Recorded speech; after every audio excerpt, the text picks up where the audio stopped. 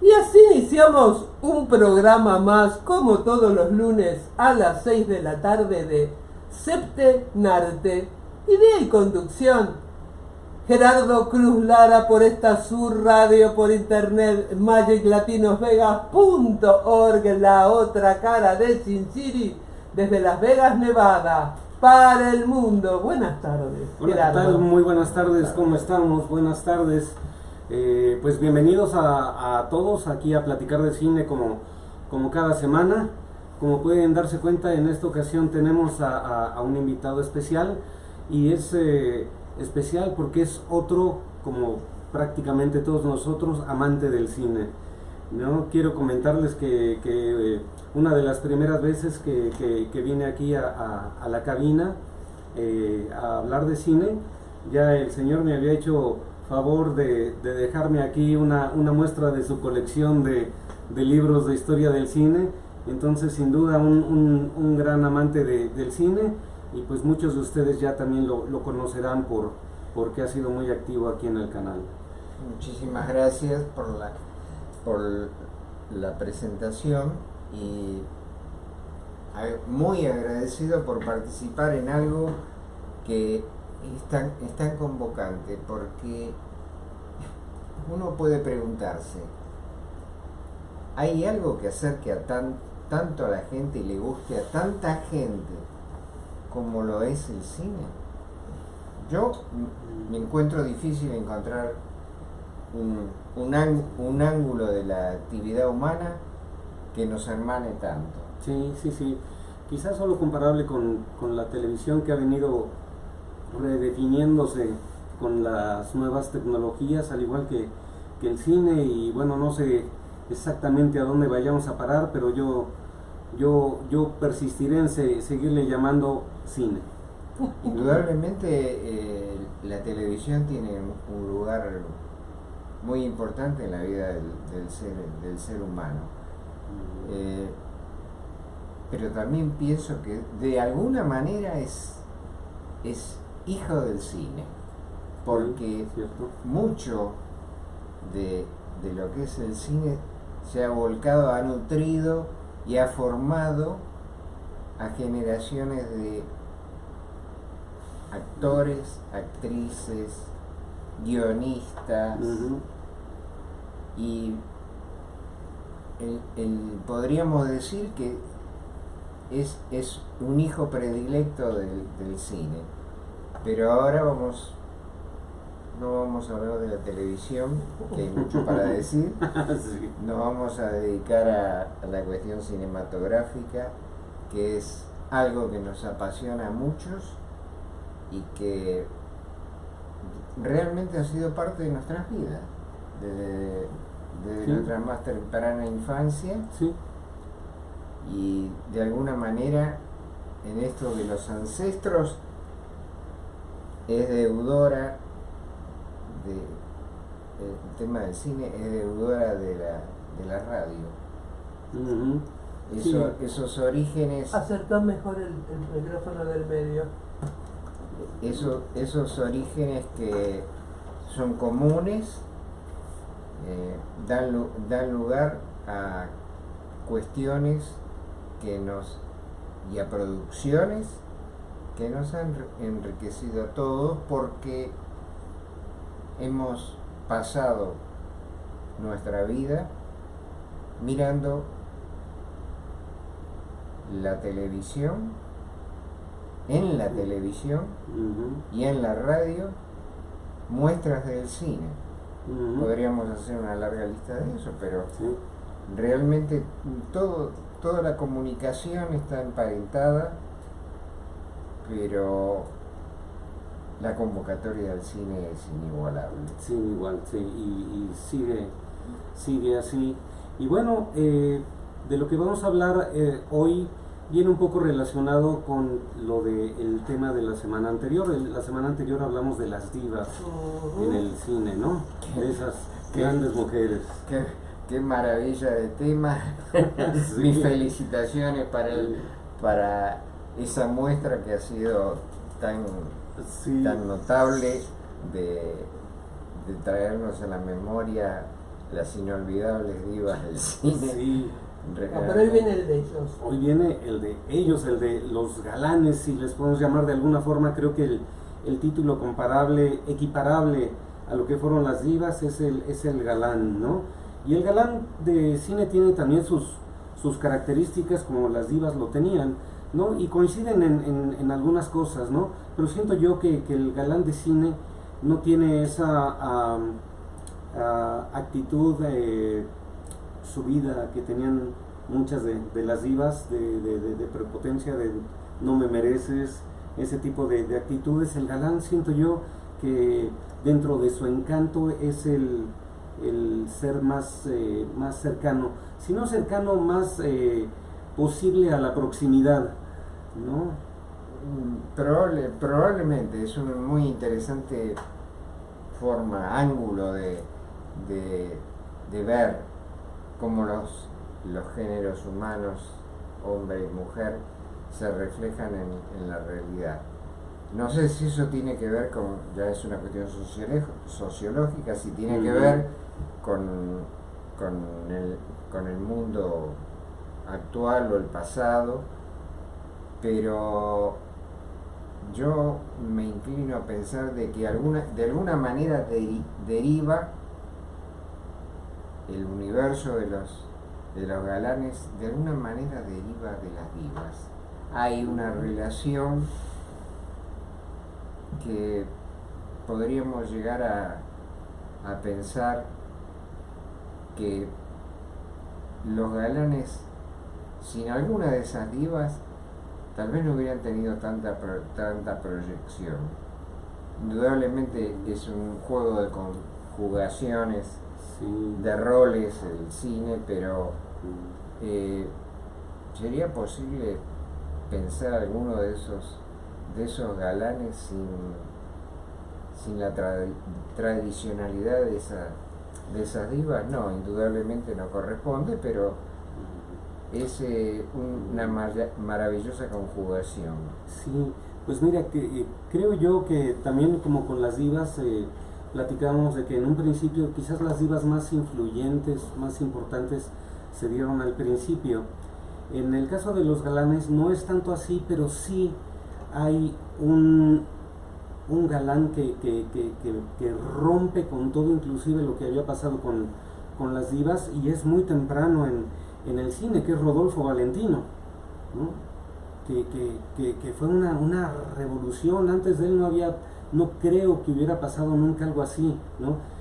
Porque antes del cine era el ambiente del teatro, la ópera, y pues no recuerdo sobre todo personajes hombres que hubieran tenido el impacto tan grande que Valentino tuvo en su época, y sobre todo pensando que el cine en la época muda no tenía la trascendencia ni por mucho que tiene ahora, ¿no? Entonces el pensar que el fenómeno Rodolfo Valentino trascendió tanto en la sociedad de ese tiempo, y sobre todo reflejado en el momento que murió, ¿no? Que fue una muerte muy repentina, muy inesperada. Fue una peritonitis que se lo llevó en un día prácticamente, ¿no? Y sus actividades ya, digamos, sepelio, velación, todo esto, fueron tumultos enormes, no solamente comparables con gente de la realeza en la historia, ¿no? Entonces sí creo yo que sí los galanes han tenido su característica propia, pero que sí definitivamente, como tú lo mencionas, van muy de la mano con lo que fueron las mujeres, ¿no? Pero sí, el fenómeno Valentino creo que vale la pena platicarlo. Sin duda es un momento muy especial, muy particular en la iconografía del cine. Su grado de popularidad alcanzó niveles extraordinarios y no fue producto de esa celebridad que concede la muerte prematura. O sea, ya en todo su desarrollo, en toda su trayectoria, estaba preanunciando su condición de astro Sí. iluminando el cielo de la cinematografía, prácticamente se podría decir en soledad, ¿no? De alguna manera, de alguna manera él es la muestra contraria a lo que yo comentaba de la relación con las divas. Él era un astro que alumbraba todo Hollywood casi en soledad, sin necesidad del soporte de figuras laterales que lo sostuvieran. Cierto. Y fue realmente el precursor casi indisputado de todas las cuestiones de liderazgo en ese orden, en ese aspecto. Se hace difícil pensar en alguien que desde la soledad de su preeminencia pudiera conjugar tanta convocatoria. Sí. Hay que reconocer que fue un momento especial del cine, Sí. donde la incorporación de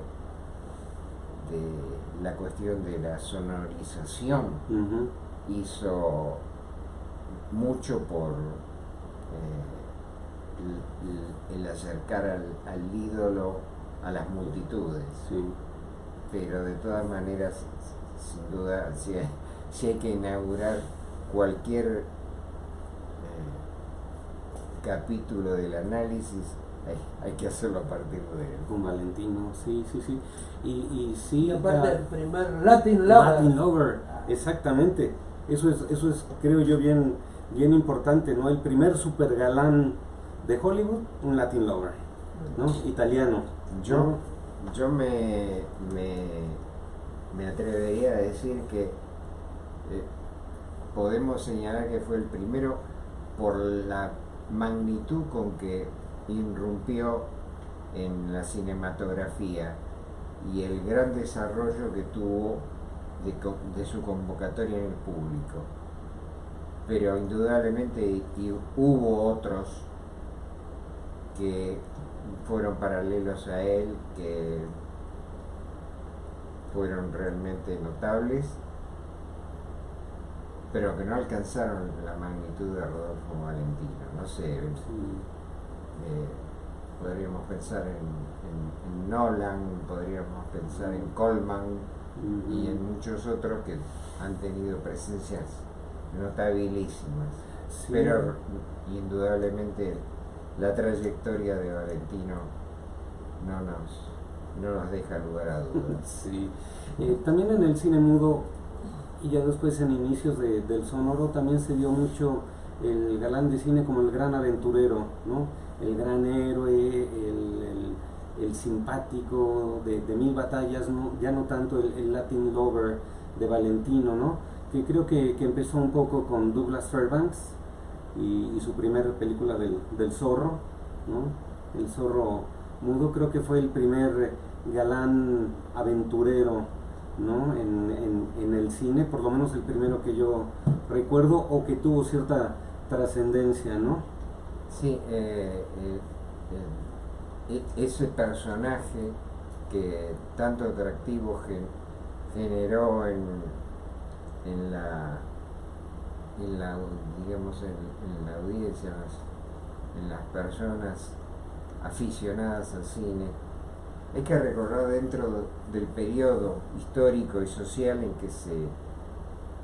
que se produce eso, y es de alguna manera Hollywood tiene una correspondencia con los eventos sociales que se producen en esa época, y el protagonismo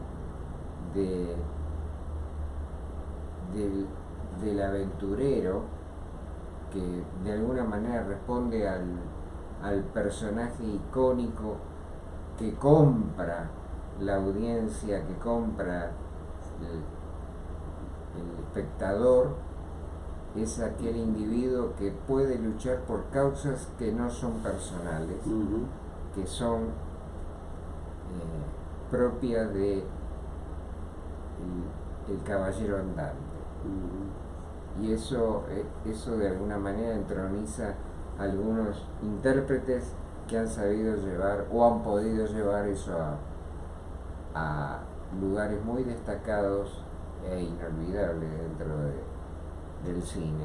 Sí, porque esa secuencia de ese tipo de héroes se continuó con la entrada del cine sonoro, ya con Errol Flynn, también haciendo el mismo tipo de personajes que hacía Douglas Fairbanks, pero ya en lo que era el cine hablado, ¿no? Errol Flynn, pues muy famoso con su Robin Hood y sus películas de piratas, ¿no? Pero era básicamente el mismo tipo de personaje.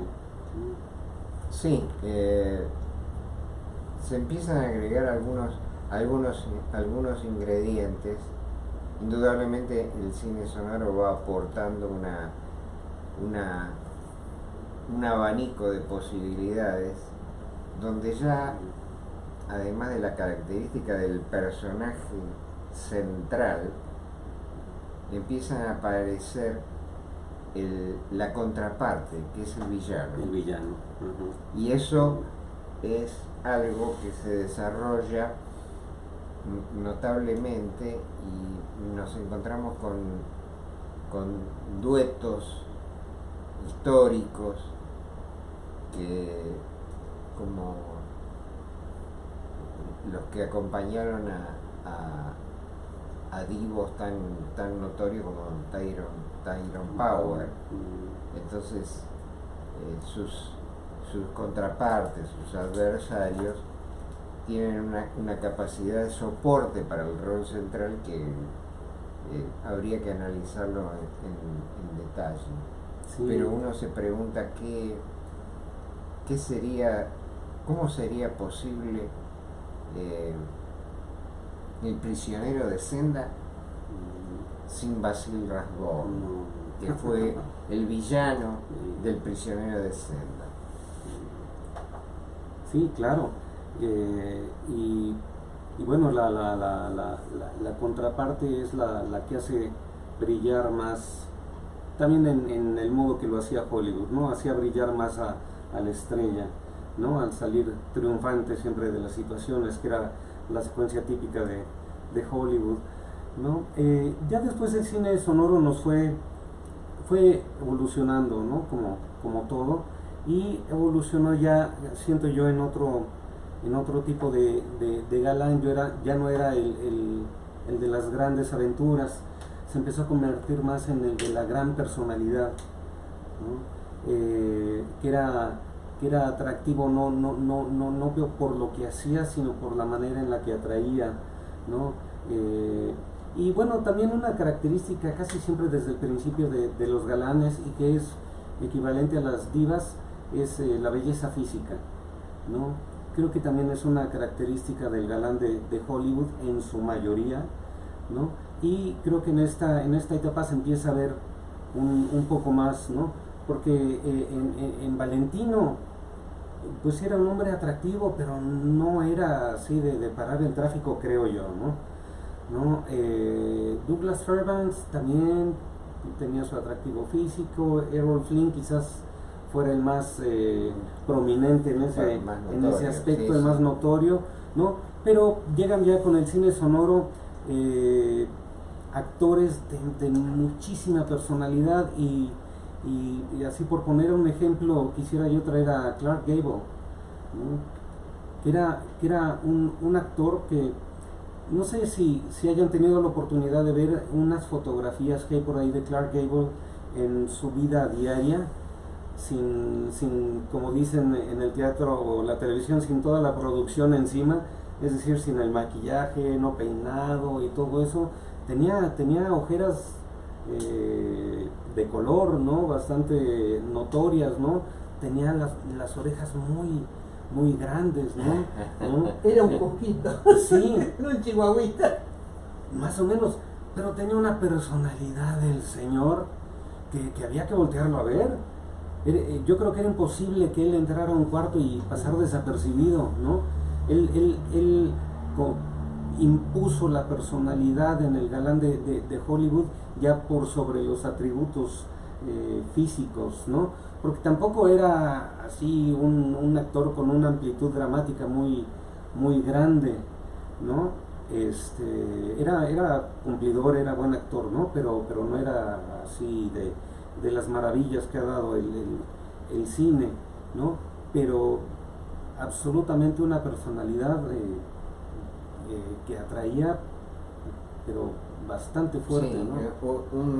un magnetismo Sí, que en la pantalla se hacía casi incomparable. sí. Y es probable que eso fuera la razón por la cual a través de muchas décadas él se convirtió en el personaje central de grandes hitos de la cinematografía. Ujú. O sea, es difícil recordar a un intérprete que haya representado tantos caracteres cinematográficos tan variados y con tanta presencia y preeminencia que no solo se lo recuerda por una sola película. No, O sea, no es lo que el viento se llevó, su única, o sea, la única columna de su prestigio. no. Incluso yo recuerdo un parlamento de una de las películas que él interpretó, ya muy avanzado el cine, casi llegando promediando los 60, o sea, muy lejos del cine sonoro, Ujú. en la cual él interpreta un personaje clásico y típico del oeste americano, en el cual él tiene que realizar una tarea casi imposible, que es el arrío de ganado desde una región muy lejana a otra muy distante, y quien le encarga esa tarea imposible es el notable Robert Ryan, que en su personaje dice es el hombre que todos hubiéramos querido ser. Sí, es cierto. Y eso trasciende el argumento, trasciende la narrativa. De alguna manera se está refiriendo no al personaje, sino a la capacidad que tenía de convocatoria Clark Gable. Sí, y el poder de la personalidad que tenía. Sí, aquí quisiera yo sobre él a hacer un par de comentarios. Uno tiene que ver ya con el cine nuestro. Hablabas de Lo que el viento se llevó. En Lo que el viento se llevó hay una escena muy dramática de él, que es ya que pues finalmente está casado con Scarlett, que tienen una hija, ¿no? Y la hija le compra un pony y cuando está montando la niña se cae y muere, ¿no? Entonces después de la muerte hay unas secuencias en la que él está absolutamente deprimido, no quiere hablar con nadie, está recluido en su habitación, y una secuencia muy depresiva, ¿no? Pero el tono es la depresión, un dolor muy hacia adentro, en el que él quiere estar viviendo su duelo en una soledad absoluta y de una manera muy íntima, ¿no? Hay en el cine mexicano una trilogía muy importante que es la de Nosotros los pobres, Ustedes los ricos, y Pepe el Toro con Pedro Infante. En la segunda película, que es Ustedes los ricos, Pepe el Toro tiene un hijo que es el Torito, que hay un incendio en su casa y el Torito muere quemado. Ahí él entra para tratar de rescatarlo, pero ya está muerto, pues quemado el niño, y lo toma en brazos y se mete a su cuarto y pasa días ahí, ¿no? Pero es el mismo tipo de escena, pero a lo latino, ¿no? Ya no fue una escena depresiva, no fue una escena interna, fue el drama absoluto, gritos de llanto, ya el dolor era expresado hacia afuera, no era introspectivo como lo fue en el caso de lo que el viento se llevó con Clark Gable, ¿no? Entonces hay escenas equivalentes en el cine. No sé qué tanto habrá tomado Ismael Rodríguez y Pedro Infante como antecedente esa escena de lo que el viento se llevó para hacer esta escena de Ustedes los ricos, pero sí lo que quería hacer era la comparación en la forma de ser de una cultura y la forma de ser de otra, ¿no? Una con un duelo muy interno y otra con un duelo muy explosivo, digamos, ¿no? De alguna forma. Que probablemente se ajusta a la naturaleza diferencial de ambas razas. Pero yo diría que Hollywood construye un tipo de héroe que no se puede permitir debilidades. Y el humanismo que puede trasuntar el cine latino no era una posibilidad dentro del rango en que las expresiones debían darse en Hollywood. Y creo que el personaje en el cine hollywoodense se ajusta al modelo de héroe que Hollywood tenía prescripto.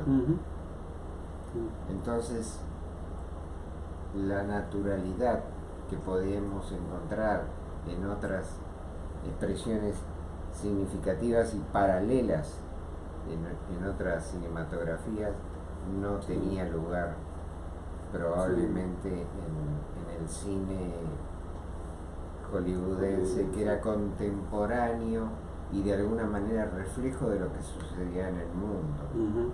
O sea, una presencia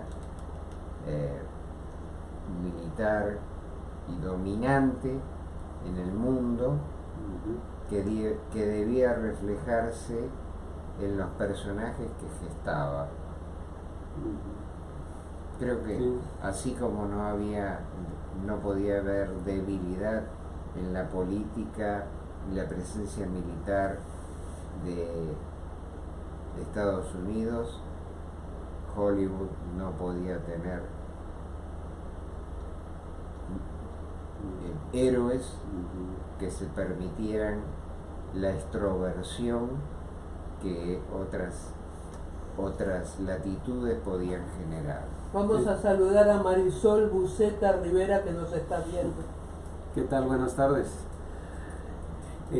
Sí, creo que tienes mucha razón. Creo que en ese tiempo, bueno, lo que el viento se llevó fue en el 39, si mal no recuerdo. Entonces era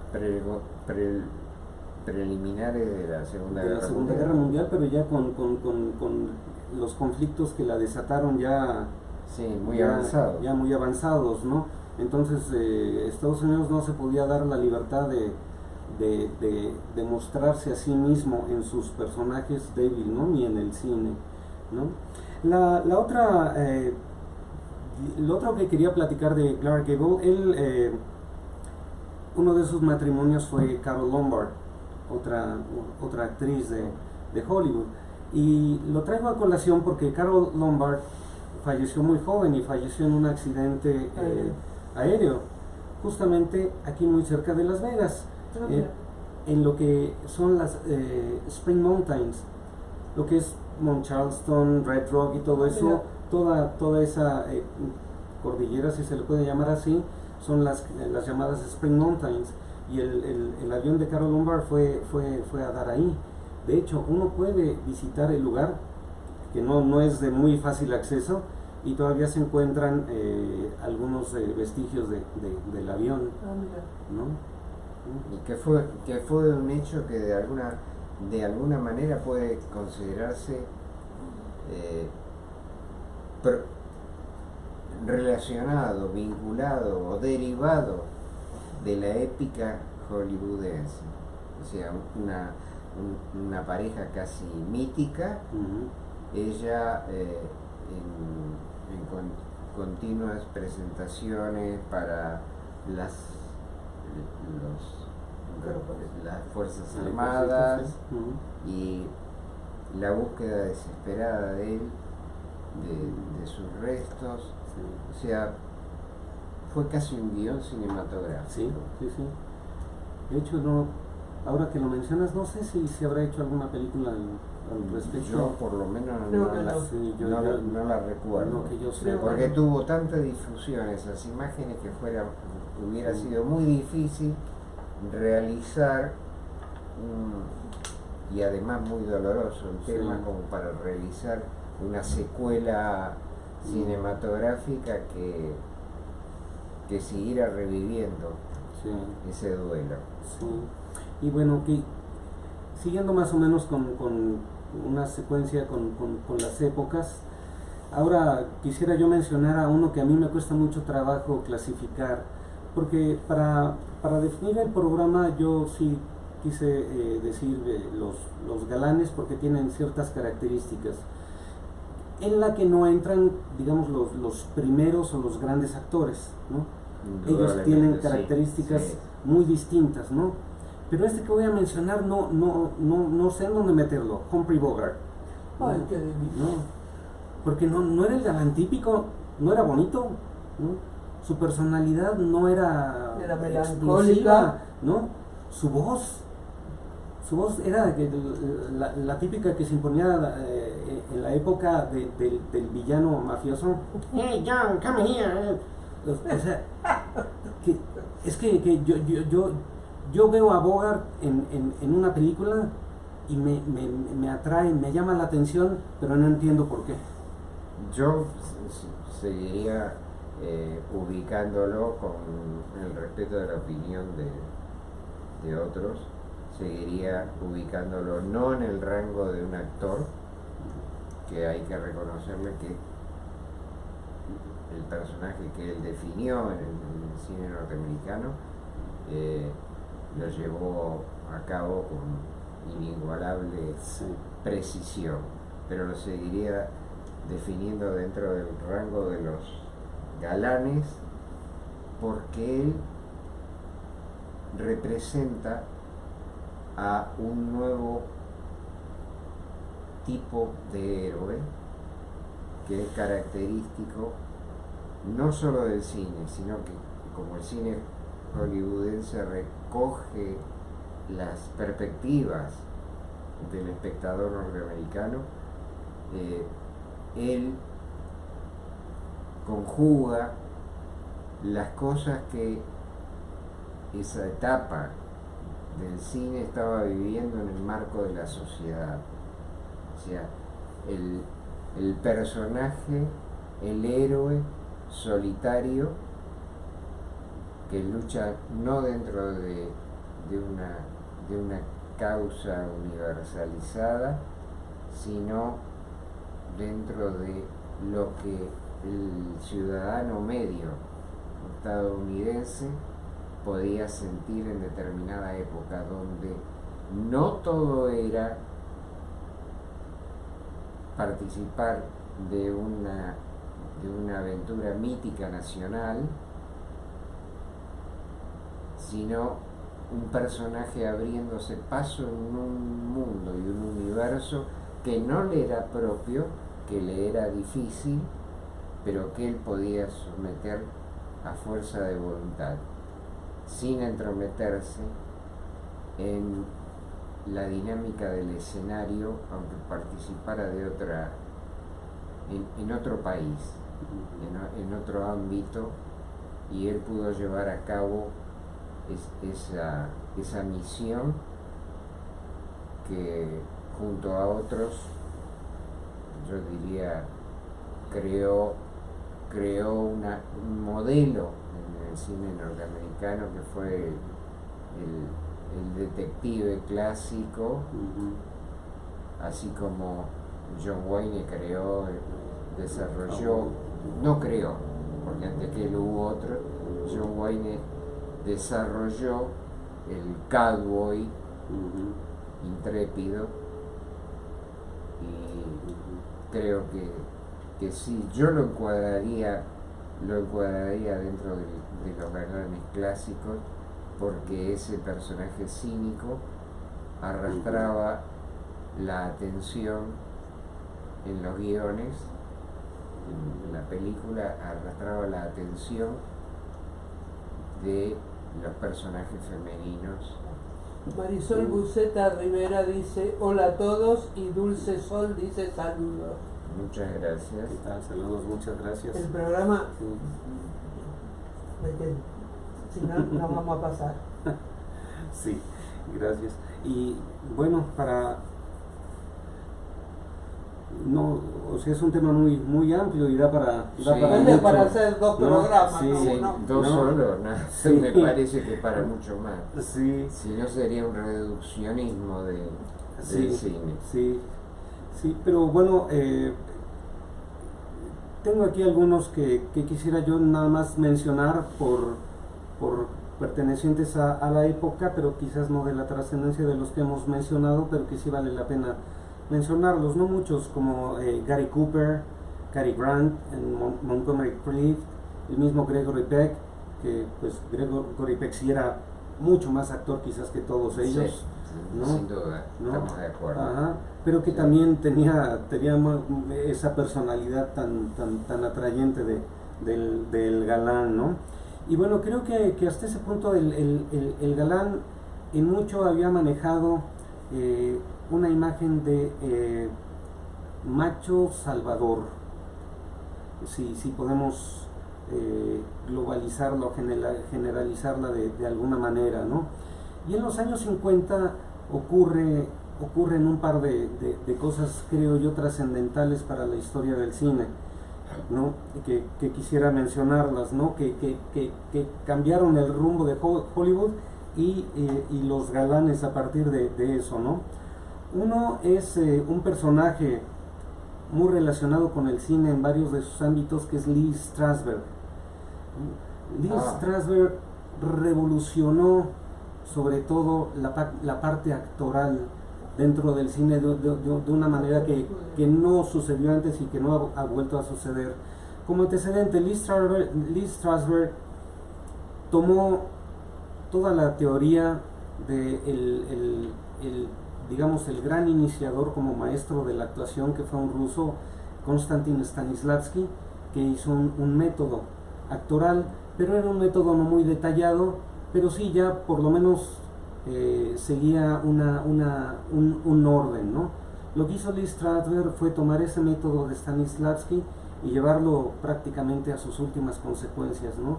Lo detalló, lo organizó e hizo todo un sistema de esto, y empezó a tener participación de muchos actores a lo largo de muchos años. De hecho, el método Strasberg se sigue utilizando por mucho en Hollywood. No es la única vertiente, pero sigue siendo una de las más utilizadas, ¿no? Las características del método Strasberg, por resumirlo mucho, es un actor conoce a su personaje a través del guión, ¿no? Y en el guión vienen algunas cosas, ¿no? Este personaje es esto, y le dan una serie de características al actor. Ya después, en el desarrollo del guión, vienen otras cosas que al actor le dan muchas pistas acerca de quién, de cómo es su personaje, ¿no? Las relaciones que tiene durante el guión, las cosas que dice, en fin, el actor había estado desarrollando su trabajo hasta ese entonces basado en eso, ¿no? Lee Strasberg, una de las cosas que hace es dice, no, estos personajes tienen una historia antes de lo que pasa en el guión, y muchas veces también tienen otra historia después, ¿no? Entonces, tu personaje, ¿dónde nació? ¿Tuvo papá? ¿Tuvo mamá? ¿Vivió con ellas? ¿Cuál era la situación financiera de su familia? ¿En qué situación, en qué ambiente local, social se desarrolló? ¿Qué eventos históricos ocurrían en ese momento? En fin, un detalle en el que el trabajo del actor era mucho de investigación, era mucho de de lo que él lograra percibir ya de manera individual sobre el personaje, y muchas veces el actor tiene que crear todos esos antecedentes, todas esas características en base a lo que él encuentra en el guión, ¿no? Entonces fue una manera mucho más completa, organizada de hacer un trabajo actoral, ¿no?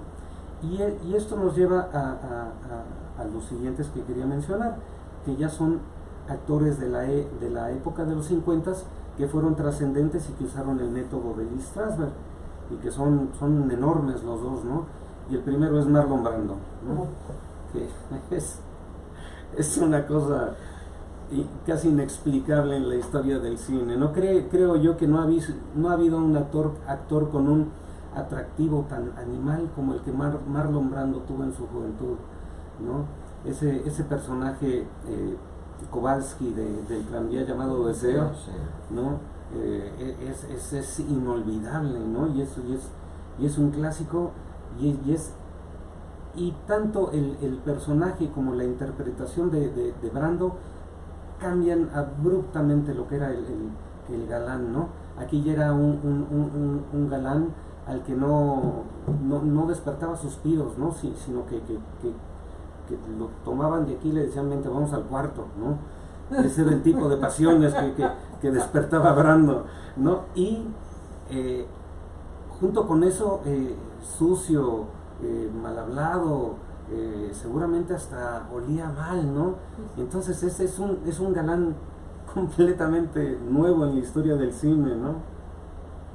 Habría que recordar que Stanislavski desarrolla un método de la interpretación que está pensado para el teatro.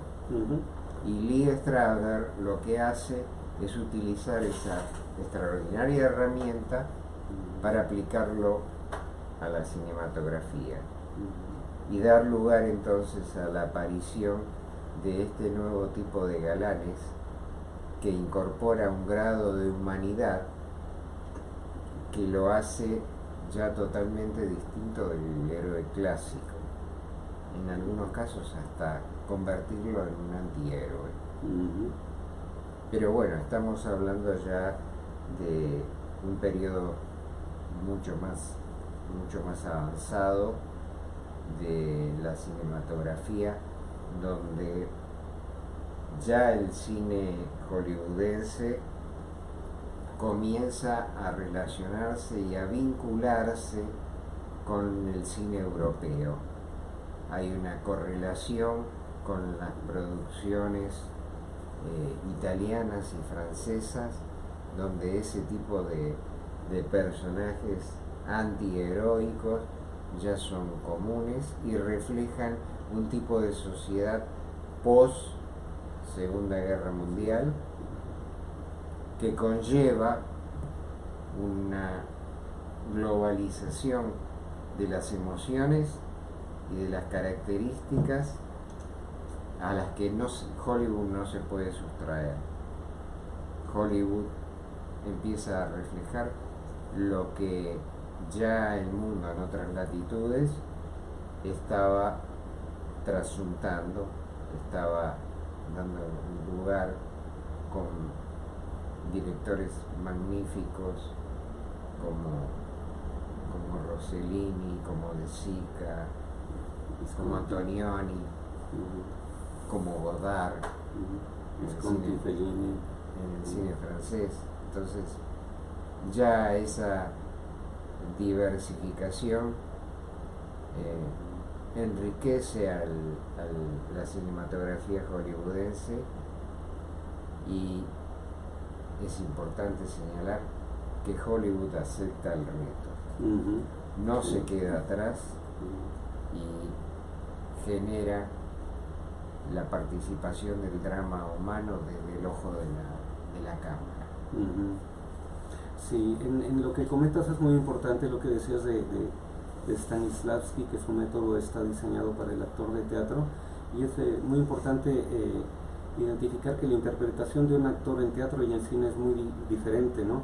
El actor de teatro tiene que comunicar y conmover al que esté en la primera fila como al que esté en la última. ¿no? Entonces tiene que tener un tipo de dicción, de manejo de voz muy particular. Los movimientos normalmente son grandilocuentes para poder generar esa expresividad. Hasta el maquillaje. Es el maquillaje, sí, es grandilocuente, si se le puede llamar así, ¿no? Entonces el cine lo que le aporta al actor es un trabajo más íntimo, ¿no? Porque puede tener la cámara aquí, ¿no? Y la cámara va a captar así el más pequeño movimiento de ceja que tenga el actor o la actriz, ¿no? Entonces llega a lugares mucho más íntimos el cine, y por lo tanto la actuación de los actores es distinta, ¿no? Trabajando en cine que en teatro, ¿no? Y bueno, el segundo actor que quería yo mencionar en esta etapa trascendente y de cambio es James Dean, ¿no? Que también pertenece a la escuela de Lee Strasberg, inclusive de una forma quizás más íntima que el mismo Marlon Brando, porque él trabajó mucho con Elia Kazan, que era un director strasbergiano, si se le puede denominar así, ¿no? Era un director hecho sobre el método, ¿no? Y que lo aplicó en sus películas, ¿no? Y lo que siento yo que aportó James Dean como un galán distinto era el galán muy joven, el eterno adolescente, como le llaman, ¿no? Pero era un galán más introspectivo, era hasta cierto grado tímido, ¿no? Sobre todo su primer película, Al Este del Paraíso, es un personaje joven, introvertido, pero que al final se revela, ¿no? Transgresor. Exacto, ¿no?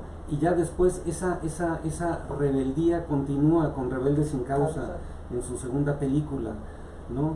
Entonces James Dean tiene una trascendencia como actor dentro de Hollywood muy importante. Viene a aportar un galán distinto, o un personaje, no galán, un personaje distinto, ¿no?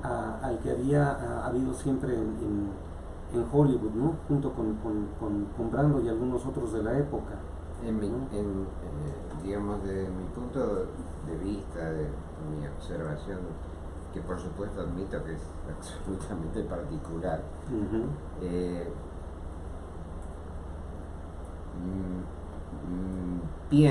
siento que James Dean encarnó un personaje prototípico, lo hizo muy bien, y me lleva a preguntarme ¿por qué acepta el papel en Gigante? Que no tiene nada que ver con la naturaleza de los personajes que había hecho siempre. Sí. Y él mismo se hace chiquito en esa película, ¿no? Es que no es él. No es él. El personaje no tiene nada que ver. Está bien, estaba en la cúspide de su popularidad, e incluirlo en un reparto tan nutrido como el de esa película, llevaba a la gente al cine. Sí. Pero cuando uno sale de la sala cinematográfica, se pregunta, ¿es este el James Dean que conocemos? No. ¿Qué hace? ¿Qué hace ahí? Si hubiera sobrevivido al accidente, sería posible pensarlo entonces en una película de Batman. Sí. Porque ya era totalmente fuera de lo que él podía hacer también. Sí, es un misterio lo que hubiera sido la carrera de James Dean si él hubiera seguido vivo, porque definitivamente la tercera película no representó lo que representaron las primeras dos, ¿no? Entonces él seguramente hubiera seguido un camino muy distinto y no hubiera sido la leyenda en la que se convirtió. Tal vez hubiera sido otro tipo de leyenda, porque me da la impresión de que su capacidad actoral tal vez lo hubiera proyectado a otros niveles, más allá del galán joven. Sí. Pero bueno, Vamos no a podemos saludar a especular. José Leonardo que nos está viendo. José, buenas tardes. Bienvenido a hablar de cine. Y bueno, nos va a quedar toda una etapa en el tintero, ¿no? Que es de los 60s, 70s, que vamos a tener que darle continuación de alguna forma, ¿no?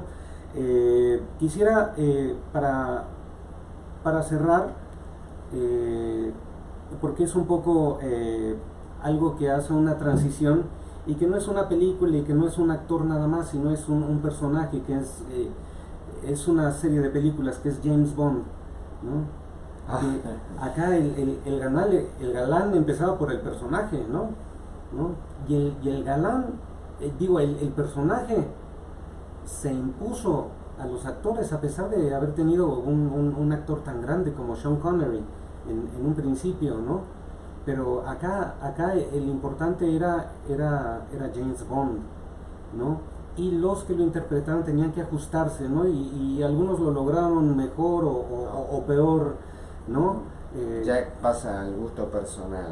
Sí, por ejemplo, les tengo aquí una lista rápida de quiénes fueron los James Bond para que los recordemos, ¿no? Inolvidables. Sean Connery, David Niven, George Lazenby, Roger Moore, Timothy Dalton, Pierce Brosnan y Daniel Craig, ¿no? Quien pone la mesa para definir. Roger Moore. Roger Sí, Moore, Roger Moore. sí. Lo mencionó. Sí, Roger Perdón, Moore, perdón. Timothy Dalton, Pierce Brosnan y Daniel Craig, ¿no? Sean Connery puso la mesa, ¿no? Él fue el que definió a James Bond, ¿no? Y para muchos es el mejor Bond de todos, ¿no? Pero yo quisiera ahorita hablar de los siguientes, ¿no? David Niven, pues siento yo que mucho no cubría con las características de Bond. David Niven era un actor de carácter, era un señor actor, ¿no?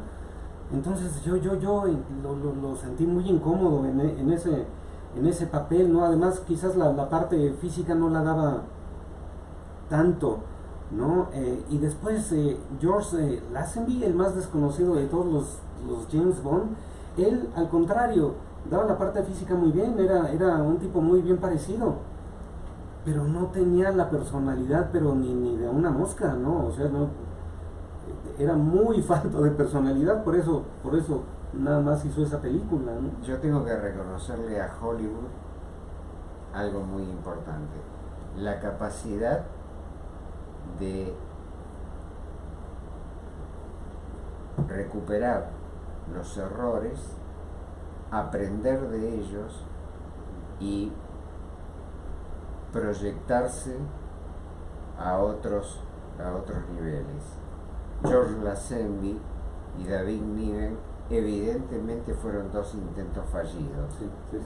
pero De dieron distinta lugar, forma, ¿no? Sí. pero dieron lugar a aciertos posteriores que incluyen a Roger Moore, a Pierre Brosnan, o sea, Timothy Dalton, sí, que cumplieron Ujú, con efectividad el rol.